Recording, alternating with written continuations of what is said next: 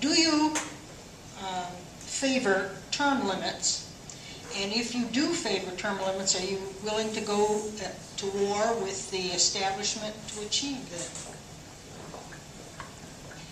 Yes, I do favor term limits, and I am willing to go to war with the establishment to do this.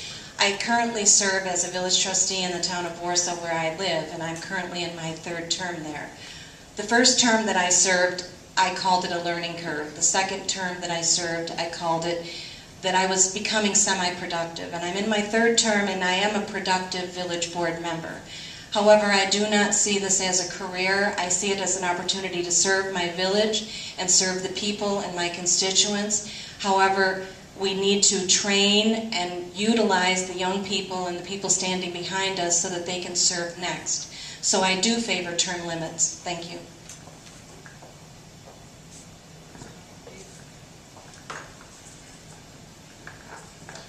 I've been favoring term limits since 1999 when I got in as a trustee in our village.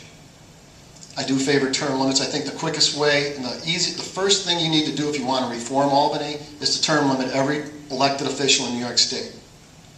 Because it's the career politician that has been bought and paid for 100 times that all he's worried about is his pension and his power that keeps Albany going and puts us last. I've seen these politicians. I've had to deal with them. Our former Senator Dale Volker, 38 years. That's part of the problem, not the solution. You can talk about anything you want. We're going to have to cut spending, go into all the things we know what's wrong with New York State. Term limits. I will go up there, if I'm elected, 2 terms. Then the next person can come in. If you don't have that, well, when you do get that, what happens is then the special interest can't buy you.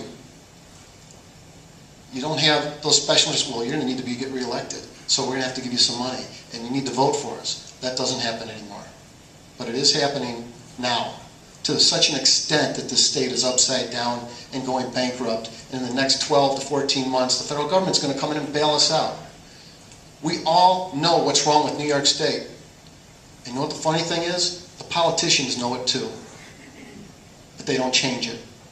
That's because they don't give a hoot about us. And that's the one thing I can say about being in office. And I drank the Kool-Aid back in 2000 and 2001. And I wear it as a badge of honor that I have no friends in politics. Because I've seen the corruption and the devastation they do, all for the sake of their own power. And don't ever mistake that they don't care about you. They will come up here and talk to you, but their actions speak so loudly I can't hear what they're saying. Every year I hear the same speeches, and nothing changes. I do favor term limits.